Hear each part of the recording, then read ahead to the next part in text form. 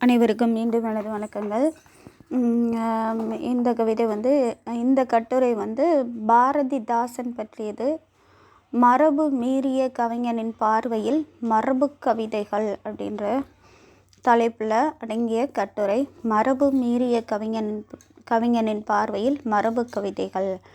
மரபு கவிதையாக இருந்த காலத்தில் அந்த மரபை உடைத்தெறிந்தவர்கள் பாரதியார் பின்னாடி வந்த பாரதிதாசன். இந்த கட்டுரை பாரதிதாசனை பற்றியது. மரபு மீறிய கவிஞனின் பார்வையில் மரபு கவிதைகள். முன்னுரை. தமிழை முறையாக கற்றவர்கள் மட்டும் புரிந்து கொள்ளும் முறையில் அமைந்திருந்த மரபு பாக்களான சங்கப்பாக்களை சாதாரண மனிதர்களும் படித்து பயன்பெற வேண்டும் என்ற நல்லெண்ணத்தில் யாப்பாகிய மரபை உடைத்தெறிந்து புது கவிதையை மக்களிடையே புகுத்திய புரட்சிக்காரர் பாரதிதாசன். அவர்தம் நூலில் மரபு கவிதைகளை புது கவிதைகளாகிய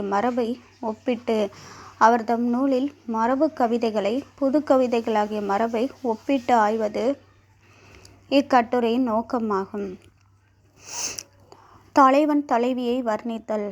ஒன்றி உயர்ந்த விதியின் வசத்தால் ஒத்த குணங்களை உடைய தலைவனும் தலைவியும் ஒருவருக்கொருவர் ஈர்க்கப்பட்டு காதல் கொள்கின்றனர். அவ்வாறு காதல் கொண்ட தலைவன் தலைவியின் இன்பத்தை பெற அவளை வர்ணிக்கும் நிகழ்வை சங்கப்பாவில் குறுந்தொகை பாடல் ஒன்றில் புலவன் காதல் அரும்புகளையும் முல்லை மலர்களையும் நறுமண இதழுடைய கோலை மலரையும் இடையிடையே கலந்து தொடுக்க பெற்ற அழகான மாலை போன்ற அழகும் மனமும் கொண்டது என் தலைவியின் மேனி.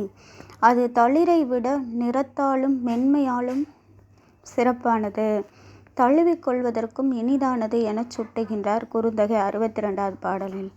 தலைவன் தலைவியை வர்ணிக்கும் இச்செயலை பாரதிதாசன் உன் எண்ணம் கூறு என்னும் கவிதையில் பாழாய்ப்போன என் மனம் ஒரு நாய்க்குட்டி, அதை பறித்து கொண்டாய் அடியே என் சின்ன குட்டி. பாழாய்ப்போன என் மனம் ஒரு நாய்க்குட்டி, அதை பறித்து கொண்டாய் அடியே என் சின்ன குட்டி. உன்மேனி ஒரு பூந்தொட்டி உதடு தித்திக்கும் வெள்ளக்கட்டி. உன்மேனி ஒரு பூந்தொட்டி உதடு தித்திக்கும் வெள்ளக்கட்டி. காண காண ஆசை காட்டும் முத்து நிலா நீ வேரில் பழுத்த பலா. காண காண ஆசை காட்டும் முத்து நிலா நீ வேரில் பழுத்த பலா என்றவாறு பாரதிதாசன் தன் கவிதையில் மொழிகின்றார். பாங்கனிடம் உரைத்தல். தலைவியோடு கொண்ட காதலையும் அதனால் பெற்ற இன்பத்தையும் தலைவியை இடையராது பெற முயலும் தம் மனத்தின் ஏக்கத்தோடு எப்பொழுதும் திரியும் தலைவனை கண்ட பாங்கன் அவனது இத்தகைய மன வாட்டத்தின் காரணத்தை தலைவனிடம் வினவ, அதற்கு குறுந்தொகை தலைவன் எழுவ, சிறாவிற் ஏமுறு நண்ப புலவர் தோழ கேளாய் அத்தை மாக்கடல் நடுவன் என்னால் பக்கத்து பசுவெண் திங்கள் தோன்றி யாங்கும் கதுப்பு அயல் விளங்கும் சிறுநுதல் புதுக்கோள் யானையின் பிணித்தற்றால் எம்மே என்றவாறு இளம்பிறை என்ற பாடலில் இளம்பிறையை போன்ற நெற்றி புதிதாக பிடிக்கப்பட்ட யானையை போன்று என்னை அவளை விட்டு அகலாமல் என்னிடம் கட்டி போட்டு விட்டது என சுட்டுவதனை பாரதிதாசன் வாட்டம் ஏன் என்று கேட்ட பாங்கனை கேட்க எட்டாம் பிறை கடலில் கிளைத்தல் போல கரிய கூந்தல் அருகில் தோன்றிய ஒருத்தியின் நெற்றி பிணித்தது என் கருத்தோ கடிது பிடிபட்ட யானையே எனச் சுட்டுகின்றார். தலைவனின் பிரிவு. தலைவியை களவில் சென்று மகிழ்ந்த இன்பத்தை நிரந்தரமாக பெற எண்ணிய தலைவன் அவளை மனம் முடிக்க தேவையான பொருளை தேட தலைவியை பிரிந்து பிரிவை மேற்கொண்டு செல்கின்றான். பொருள் தேட மனதளவில் செல்ல நினைத்தாலும் தலைவியின் நினைவு அவனை விடவில்லை. இதனை குறுந்தொகையில் மதுரை ஈழத்து பூலன் தேவன் கூறிய கருத்துக்களை உள்வாங்கிய பாரதிதாசன் நாம் இன்று சென்று நாளையே வருவோம் வீழும் அறிவு போல் விரைந்து தேர் நடத்துவாய் காற்றைப் போல கடிது மீள்வோம் வளையல் நிறைந்த கையுடை இலையாலை மாண்புற யான் மனம் துவக்கவே என தன் கவிதை நடையில் பாரதிதாசன் சுட்டுகின்றார். நாங்கள் பிரிந்ததில்லை, தலைவன் பொருள் தேடி பிரிந்ததை கேள்வியுற்ற தலைவி அவனது பிரிவை தாங்கிக் கொள்ள இயலாதவளாய் பலவாறு பிதற்றுகின்றாள். தன் நிலையை என்றுமே ஒன்றை விட்டு ஒன்று பிரிந்து வாழாத அன்றில் என்ற தீவு பறவையோடு ஒப்பிடுகின்றாள்.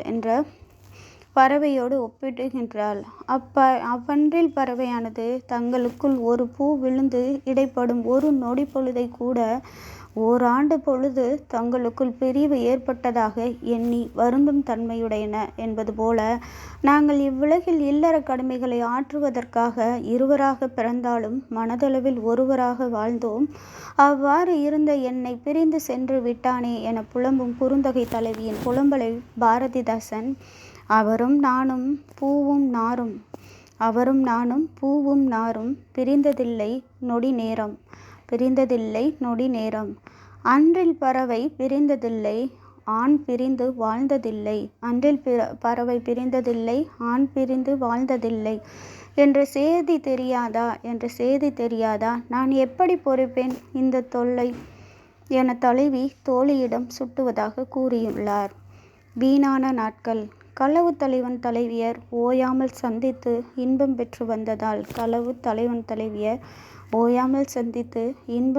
வந்ததால் இப்போது தலைவன் பொருள் தேட பிரிந்து சென்றதை தலைவியை பிரிந்ததால் அப்பிரிவு துன்பம் தலைவனையும் பாட்டுகின்றன. மலர்ந்த முல்லை பூவின் மணத்தையும் தலைவியின் தோளைச் சேர்ந்து துயின்ற நாட்களை தவிர மலர்ந்த முல்லை பூவின் மணத்தையுடைய தலைவியின் தோளை சேர்ந்து துயின்ற நாட்களை தவிர மற்ற நாட்கள் எல்லாம் தன் வாழ்நாளில் வீணான நாட்களே என்பதனை பெய்த புலத்து பூத்த முல்லை பகைமுகைத்தாது நானும் நறுநுதல் அறிவை தோள் அணைத்து துஞ்சி கழித்த நாள் இவன் வாழும் நாளே என குறுந்தொகை 323வது பாடலில் சுட்டும். இதனையே பாரதிதாசனும் தலைவனை சந்திக்க இயலாத துன்பத்தில் ஈடுபட்டுள்ளதை வராத நாளெல்லாம் நான் வாழாத நாள் அத்தான் வாராத நாளெல்லாம் வாழாத நாள் அத்தான் வாராத நாளெல்லாம் தீரா காதல் நோய் என்ற கவிதையில் குறிப்பிடுகின்றார். தூது செல்வாய் தோழி. தலைவன் மீது தீரா காதல் கொண்ட தலைவி தலைவனை மனமாகும் வரை ஒவ்வொரு நொடியும் நினைத்து கொண்டே இருப்பாள். தலைவனும் தலைவியை அவ்வாறே நினைத்து கொண்டே இருப்பான். இது உலக இயல்பு. அவ்வாறு காதலன் நினைவிலேயே இருப்பதால் அவர்கள் தனியே சந்தித்து இன்பம் பெறலாம் என்ற எண்ணத்திலேயே காதலர்கள் இருப்பார்கள். அவ்வாறு தனியாக இருப்பதால் அவர்களை தனியே சந்தித்து இன்பம் எவ்வாறு பெறலாம் என்ற எண்ணத்திலேயே காதலர்கள் இருப்பார்கள். அவர்களுக்கு தனிமை கிடைத்தால் இருவருக்கும் சொர்க்கத்தை பெற்றது போல மகிழ்ச்சி கிட்டும். இந்நிலையில் ஒரு குறுந்தொகை தலைவி மாலை நேரத்தில் பறவைகளும் தங்கள் கூடுகளை அடைய துவங்கிவிட்டன. காலையில் மலர்ந்த மலர்களும் கூம்பிவிட்டன. விளையாட வந்த தோழியரும் மீண்டும் தங்கள் இல்லங்களை அடைந்தனர். ஞாயிறும் சென்று விட்டான். ஆகாயமும் மயங்கிய நிலையில் உள்ளது. இத்தகைய தனிமைச் சூழலை தலைவனிடம் போய் கூறி இரவு குறியில் அவன் வந்து என்னை சேர்ந்தால் உயிருள்ளவள் ஆவேன் என தோழியிடம் கூறி அவளை தூதாக விடுக்க எண்ணுகின்றாள். இந்நிகழ்வை பாரதிதாசன் தன் கை வண்ணத்தில் ஒன்றெனக்கு செய்தீட்டி இப்போதே நல்ல ஒத்தாசை ஆகுமடி தோழியே, அன்றைக்கும் காட்சி தந்த கண்ணாளன் கொஞ்சம் அன்பு தந்து போகச் சொல்வாய் தோழியே, பொன்னான நாளடி என் தோழியே, ஒருவாய் பொங்கலுண்டு போகும்படி சொல்வாயே, இந்நாளும் வாழுகின்றேன் தோழியே, அவன் என்னை மறுத்தால் உயிர் மறுப்பேன் தோழியே, ஒன்றெனக்குச் செய்திடடி இப்போதே நல்ல ஒத்தாசை ஆகுமடி தோழியே, அன்றைக்கும் காட்சி தந்த கண்ணாளன் கொஞ்சம் அன்பு தந்து போகச் சொல்வாய் தோழியே, பொன்னான நாளடி என் தோழியே, ஒருவாய் பொங்கலுண்டு போகும்படி சொல்வாயே, இந்நாளும் வாழுகின்றேன் தோழியே, அவன் என்னை மறுத்தால் உயிர் மறுப்பேன் தோழியே என்றவாறு பாரதிதாசன் மரபு கவிதையை தனது புது கவிதையாக சுட்டுகின்றார். தலைவன் கொடுமையுடையவனே. தலைவன் தன்னை பிரிந்து பொருள் தேட சென்று விட்டதை உணர்ந்த தலைவி அவனது இச்செயலை எண்ணி பலவாறு பழிக்கின்றாள். தலைவன் பொருள் தேடிச் செல்லும் வழியில் ஒரு ஆண் குரங்கானது மாமரத்தின் உச்சிக்கு சென்று அங்குள்ள கனிகளை தன் பெண் குரங்குகளுக்கும் மேலே ஏற முடியாத தன் சிறு குட்டிகளுக்காகவும் உதிர்க்கும். உதிர்ந்த கனிகளை பெண் குரங்குகளும் குட்டிகளும் உண்ட காட்சிகளை தலைவன் கண்ட பிறகும் தன்னையும் தன் பிள்ளைகளையும் உடனிருந்து காக்கும் கடமை கொண்ட இல்லத்தலைவன் மீண்டு வராமல் செல்வது முறையா? அப்படி செல்லும் என் தலைவன் கொடியர் வாளி தோழி என குறுந்தொகையில் கொடியவனாக இருந்தாலும் அவன் எக்குறைவும் இன்றி வாழட்டும் எனச் சுட்டுகின்றாள். ஆனால் நான் தலைவனையே எண்ணுவேன், என் மனந்தான் கண்ணாளனையே தேடும், தலைவனை எண்ணாமல் இருப்பதுவும் என்னால் இயலாது என பாரதிதாசன் தீராத காதல் நோயில் என்ற கவிதையில் சுட்டுகின்றார். நான் மட்டுமே தூங்கவில்லை. பொருள் தேட பிரிந்து சென்ற தலைவன் கார்கால துவக்கத்தில் வருவதாக தோழியிடம் கூறி பிரிந்து செல்கின்றான். ஆனால் கார்பருவம் வந்து மழை கொட்டும் நிகழ்வில் முல்லை மலர்கள் எல்லாம் செழிப்பாக வளர்ந்து தன் அரும்பை முகிழ்த்து வாசனை எங்கும் பரவச் செய்கின்றன. இக்கார்காலம் வந்த பின்பு வருவதாக கூறி சென்ற தலைவன் வரவில்லையே என எண்ணி தலைவி உறங்காது இருக்கின்றாள். அதை குறித்து தலைவனால் என் கண்கள் தூக்கத்தை இழந்தன, என் அக்கண்களை பாராயோ தோழி என தோழியிடம் சுட்டுகின்றாள் குறுந்தொகை தலைவி ஒருத்தி. மற்றொரு தலைவி, ஊரில் உள்ள அனைத்து மக்களும் தூங்கிவிட்டனர், நான் படும் துன்பத்தை அறியாது என்னை பெற்ற தாயும் தூங்கிவிட்டாள், ஊரும் தூங்கிவிட்டது, நான் மட்டும் தூங்காது உள்ளேன் என சுட்டுகின்றாள். இதையெல்லாம் கற்றுணர்ந்த பாரதிதாசன் தம் உறக்கம் தொலைத்த தலைவியின் கூற்றாக கொள்ளையின் மணந்த முல்லை கொடியின் சிரிப்பன அரும்பு விரிக்கும் நாடனை எண்ணி துயில் நீங்கி என் கண்கள் இரண்டையும் காண்பாய் தோழி. அரும்பு விரிக்கும் நாடனை எண்ணி துயில் நீங்கி என் கண்கள் இரண்டையும் காண்பாய் தோழி. உண்ண மனம் ஓடுமா, கண்ணிமையும் மூடுமா என கருத்துரை பாட்டு 20 என்றெல்லாம் தலைவியின் உறங்காத பிரிவு துன்ப நிலையை பாரதிதாசன் சுட்டுகின்றார். பிரிவு வரைவிற்காகத்தான். தலைவனின் பிரிவு துன்பத்தை பொறுத்து கொள்ள இயலாது வருந்தும் தலைவிக்கு, தோழி, நீ அவனை பிரிந்ததனால் அதிக துன்பம் அடைந்துள்ளாய் என தலைவனிடம் உன் வருத்த நிலையை எடுத்து கூறினேன். அதற்கு தலைவன் இனியும் துன்பப்படுமாறு நடந்து கொள்ள மாட்டேன் என கூறினான். நன்னர் நெஞ்சத்தான் தோழி, நின்னிலை யான் தனக்கு உரைத்தனனாக தான் நாணினன் இஃது ஆகாவாறே. இதனை பாரதிதாசன் நல்ல நெஞ்சம் உடையவன் என்க. பெருமனம் புரியாது பிரிந்ததை உன்னி கதரும் உன்னிலை கலறினேன். நல்ல நெஞ்சம் உடையவன் என்க. பெருமனம் புரியாது பிரிந்ததை உன்னி கதரும் உன்னிலை கலறினேன். மணக்கவே என்றான் மற்றவன் நாணியே. மற்றவன் நாணியே என தன் இலக்கியத்தில் பாரதிதாசன் சுட்டுகின்றார். குறுந்தொகை கருத்தை அவ்வாறே தன் பொது கவிதை நடையில் சுட்டுகின்றார். பஞ்சும் படு நெருஞ்சியாக. தலைவன் என்னோடு சேர்ந்திருந்த காலத்தில் என் தோள்கள் பருத்து அழகு பெற்று விளங்கின. தலைவனை பிரிந்திருக்கும் இக்காலத்தில் எழுதரு மதியம் கடற்கண்டாங்கு ஒழுகு வெள்ளருவி ஓங்குமலை நாடன் ஞாயிறு அணியன் தோழி நெருஞ்சி அணையான் பெரும்பனை தோளே என தோள்கள் நெருஞ்சி மலர் போன்று தலைவனையே நோக்கி நிற்கின்றன. பாரதிதாசன் சுட்டும் தலைவிக்கு தலைவி போலவே தலைவன் இல்லாததால் பாலும் புளிக்கின்றது, நறும் பன்னியங்கள் அனைத்தும் வேப்பங்காய் போல கசக்கவும் செய்கின்றது. பஞ்சு பரப்பியது போல் பூவை பரப்பிய மெத்தை படுக்கையும் படு நெருஞ்சி பூக்களை பரப்பியது போல் குத்தல் எடுக்கின்றது. கொஞ்சி பேசும் அவளது இணை பிரியா தோழியும் இன்று கொலையாளி போல் இவளுக்கே காட்சியளிக்கின்றாள். வருவதால் உயிரும் என்னிடம். தலைவனின் பிரிவு துயரை பொறுத்து கொள்ள இயலாத தோழி பித்தேறிய போல் பிதற்றும் நிலையை கிளி உண்டதனால் கதிரிழந்து கிடந்த தீ வைத்தால் செத்து போகாது. செத்து போகாது. நல்ல மழை வர இலை விட்டது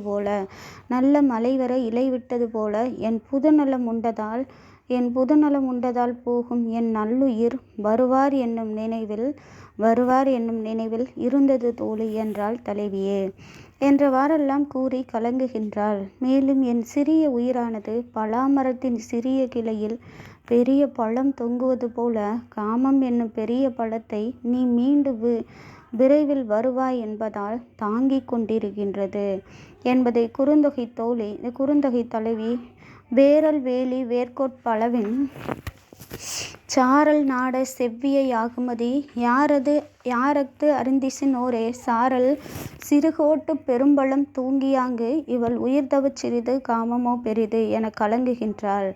உலகில் வாழும் மக்களுக்கு மழை பெய்து எவ்வாறு இன்பத்தை தருமோ அத்தகைய இன்பத்தை தலைவனது வரவு எனக்கு தரும். என்னை பிரிந்த தலைவன் அந்த மரத்தமிழன் திரும்ப விரைந்து வராவிட்டால் என் உயிர் இந்த மண் மீது விரைவில் சென்று சேர்ந்துவிடும் என பாரதிதாசன் சுட்டுகின்றார். காதல் பகிரப்படாத இடம்.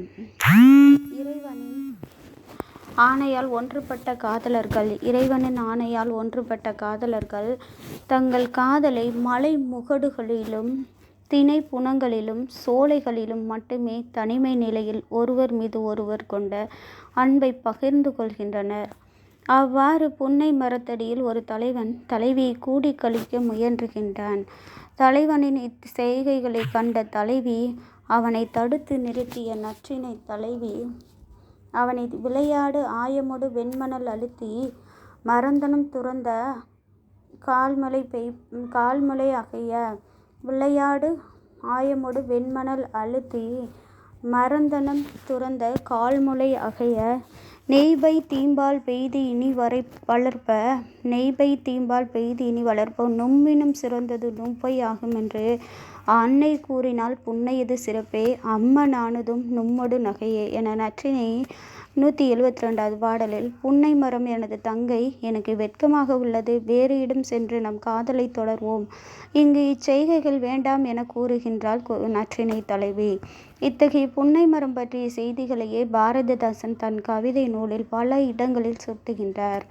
சங்க அகப்பாடல்களை பற்றிய செய்திகளை மட்டுமன்றி புறப்பாடல்களை பற்றிய செய்திகளையும் தம் கவிதையில் பாரதிதாசன் பதிவு செய்துள்ளார். புறப்பாடல்களை பாடிய பிசிராந்தையார் என்னும் புலவரின் மகன்களுக்கு இளவயது வந்த பின்னரும் அவருக்கு முடிகள் நரைக்கவில்லை. அக்காரணத்தை வினவ அதற்கு விடை தரும் விதமாக புறநானூற்றில் அப்புலவர் பதில் சொன்ன செய்தியை மிக பல ஆண்டுகள் ஆகியும் மேனியில் சான்றோர் நரையில்லாத சான்றோர் மிக பலர், ஆதலால் ஏன் எனக்கு நரைக்கும் இயம்புவீரே என பாரதிதாசன் தன் கவிதை நடையில் விளக்குவர். அதேபோல் நாட்டு மக்களின் ஒவ்வொருவர் கடமை பற்றியும் விளக்கும் பொன்முடியாரின் ஈன்று புறந்தருதல் என் தாய் கடனே என்ற பாடல் கருத்தையும் பாரதிதாசன் கவிதையாக வடித்து தந்துள்ளார். இவர் ஈன்று புறந்தருதல் தாயின் கடன், உழைத்தல் எல்லோருக்கும் கடன் என கூறுகின்றார். மரபுமீறிய கவிஞனின் பார்வையில் இவன் புதுக்கவிதை என்ற மரபை கொண்டு வந்தனர் பாரதியும் பாரதிதாசனும். முடிவுரை. ஒரு கவிஞன் என்பவன் புதிதாக உருவாவதில்லை.